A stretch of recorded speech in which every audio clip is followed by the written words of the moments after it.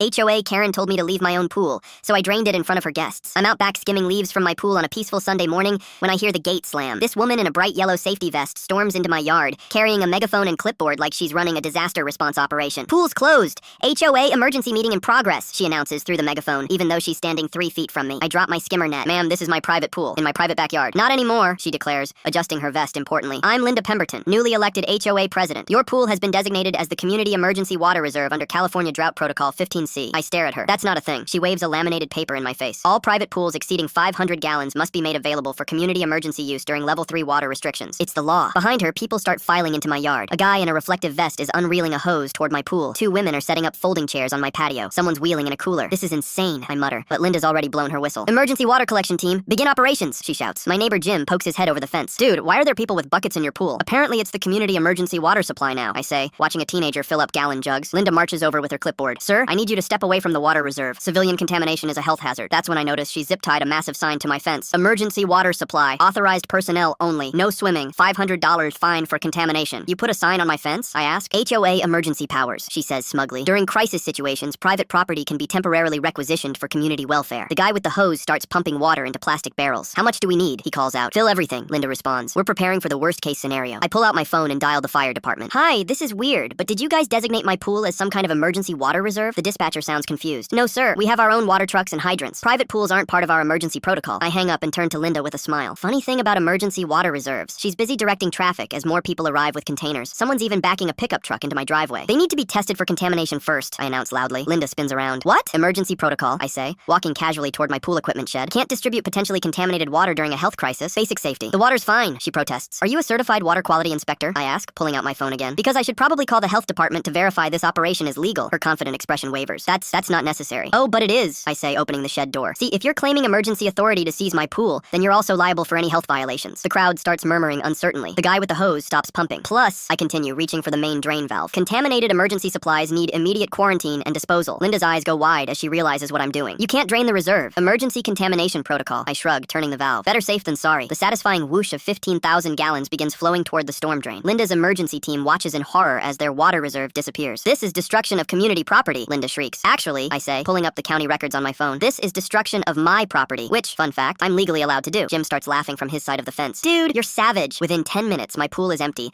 and Linda's emergency operation is standing around a concrete hole looking ridiculous. "You'll be hearing from the HOA board," Linda threatens, packing up her megaphone. "Looking forward to it," I say. "I'll make sure to mention the trespassing, the unauthorized signage, and the false emergency claims." As her group shuffles out in defeat, Jim calls over, "So, pool party next weekend?" "Absolutely," I grin. "Just need to refill it first."